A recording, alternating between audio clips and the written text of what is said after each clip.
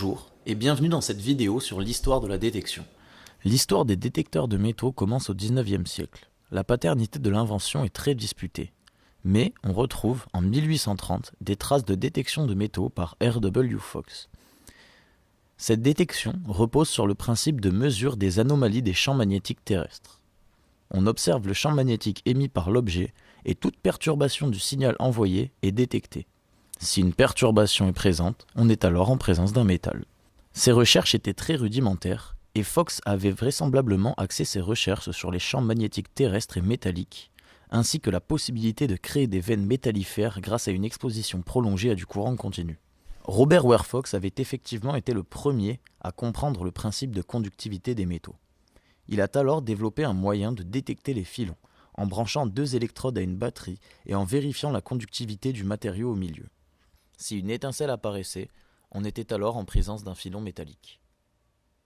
Néanmoins, aucun brevet n'a été déposé, même si l'on retrouve des traces qui prouvent l'utilisation de ce système en conditions réelles de prospection. Ce système a été amélioré et on retrouve aux USA des appareils comme le Goldfinder en 1870 avec son système audio. En 1874, l'inventeur français Gustave Trouvé développe un appareil pour localiser les balles dans le corps des patients. Cet appareil est considéré par certains comme le premier détecteur de métaux. Mais cela serait oublié le Goldfinder dont l'existence peut être attestée par des témoignages et des représentations. En 1879, le professeur David Edward Hughes crée la balance à induction. D'abord pensée pour étudier la structure moléculaire des alliages et métaux, Hughes et son partenaire William Grove ont rapidement décelé le potentiel de la balance à induction pour localiser les métaux. Et ainsi, plusieurs exemplaires ont été transmis à des hôpitaux londoniens pour aider à la localisation d'objets métalliques, le plus souvent des balles, dans le corps des blessés.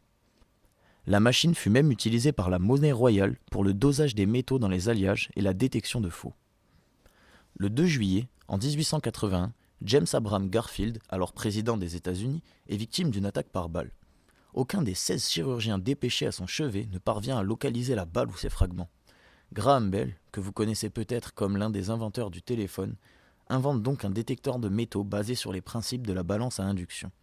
Le problème est que le lit sur lequel on a allongé le président a rendu la détection de la balle impossible car il était en métal. Il semble dans l'esprit de beaucoup de détectoristes français ou américains, sûrement par fierté nationale, que l'on attribue le premier modèle de détecteur de métaux soit à Graham Bell, soit à Gustave Trouvé. La réalité semble bien différente. Les États-Unis connaissaient depuis 1799 des ruées vers l'or successives, et ces dernières ramenaient un afflux constant de migrants de tous horizons. Et c'est à cette période qu'on retrouve le premier détecteur de métal attesté, le Goldfinder.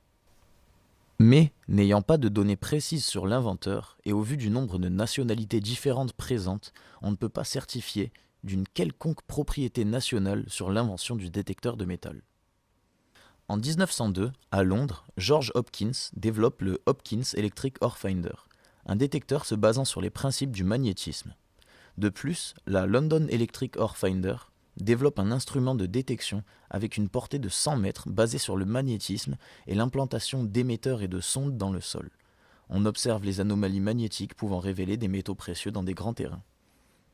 La compagnie a aussi développé un détecteur en forme de lance qui s'activait au contact de l'or et qui a été utilisé pour récupérer l'or contenu dans l'épave du Laurentique qui avait été coulée pendant la Première Guerre mondiale.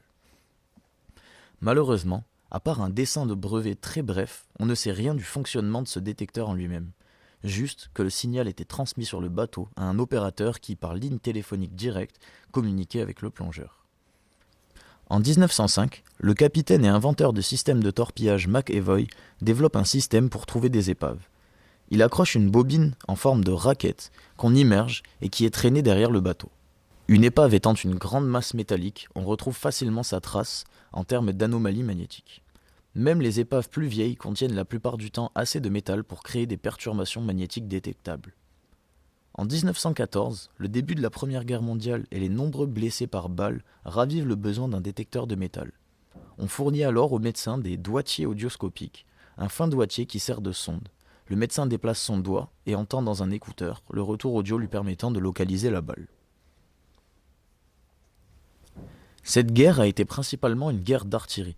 On a tiré en 4 ans un peu plus d'1 million d'obus, dont un quart à 15% n'avaient pas explosé selon les estimations. Les champs étant dangereux, dès 1915, la nécessité de trouver les obus pour sécuriser les terres agricoles ou les jardins des gens se fait ressentir.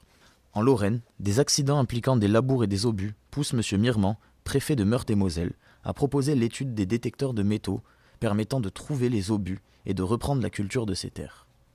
L'appareil était censé détecter un obus de 75 mm à 40 cm de profondeur. On retrouve alors plusieurs détecteurs et prototypes pour détecter les obus et les mines dans ces années-là. Après la guerre, en 1924, Shirl Herr, businessman et inventeur de l'Indiana, a posé un brevet pour un détecteur de métaux cachés. Cet engin a été utilisé pour détecter des artefacts historiques aux US et en Europe. Il fut même utilisé pour retrouver des objets sous la neige lors de la seconde expédition en Antarctique de l'amiral Richard Byrds en 1933. Gerhard Fischer, immigré allemand aux USA, travaille sur la radiodétection pour systèmes de navigation. Il remarqua des perturbations au-dessus de zones fortement minéralisées, et il comprit tout de suite que si une onde radio peut être perturbée par un métal, il est possible de développer une machine utilisant une tête de détection résonnant à une fréquence déterminée qui pourrait capter les anomalies créées par le métal. Il obtient alors le brevet sur cette technologie de détection de métaux en 1925 et il fonde en 1931 dans son garage de Palo Alto Fisher Research Lab. Avec ses quelques employés, il commence alors à produire le métallascope qui fut un des premiers détecteurs à être distribué en masse dans tous les US et finalement dans le monde. L'avènement de la Seconde Guerre mondiale et le retour d'un besoin de détecter les obus poussent alors l'état-major polonais à vouloir posséder un appareil de détection de métaux. Cette tâche fut confiée à la Wytwórnia radiotechniczna, compagnie de radio AVA. La guerre ayant retardé son développement suite aux défaites durant la bataille de Pologne et de France, le détecteur fut finalisé par Józef Kozaczki en Angleterre durant l'année 1941. Il s'appelait le Mark I. Józef n'a pas posé de brevet et fait don de son invention à l'armée britannique. Il a reçu pour cela une lettre de remerciement personnel du roi d'Angleterre George VI. Directement après sa création, 500 exemplaires du Mark I furent envoyés à El Alamein pour aider les troupes des généraux Montgomery et Alexander à défaire la redoutable Afrika Korps du général Erwin Rommel. Le détecteur fut produit à plus de 100 000 unités entre 1941 et 1945.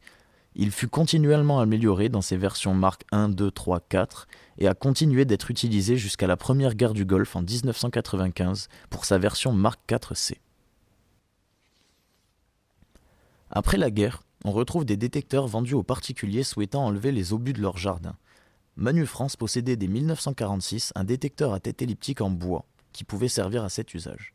De plus, on retrouve énormément de détecteurs en surplus, surtout des SCR 625. Durant les années 50-60, beaucoup de ferrailleurs s'en servent pour parcourir les anciens champs de bataille et y récupérer et revendre les métaux. En 1958, un trésor d'argenterie est trouvé à Graincourt-les-Havrincourt grâce à un SCR 625, ce qui constitue pour beaucoup le premier trésor trouvé avec un détecteur de métaux en France. C'est dans les années 60 que des entreprises commencent à recycler les composants utilisés pour les compteurs Geiger amassés pendant la courte mais intense ruée vers l'uranium et les réutilisent dans des boîtiers pour créer des détecteurs de métaux. Dans les années 70 apparaît la discrimination. Cette technologie permet d'éliminer certains métaux de la détection et fait partie des outils modernes permettant une détection plus confortable et ciblée. De plus, c'est dans ces années que Charles Garrett réussit à supprimer l'effet de dérive de la bobine. La détection devient alors un loisir populaire dans le monde. Les détecteurs continuent alors à évoluer dans les décennies qui suivent. On développe de nouvelles technologies permettant une détection plus profonde, plus précise.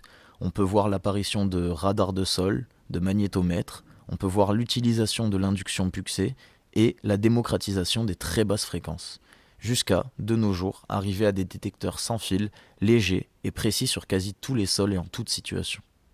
J'espère que cette vidéo vous aura plu, et je vous rappelle que vous pouvez retrouver une large gamme de détecteurs en vente chez détecteur.fr.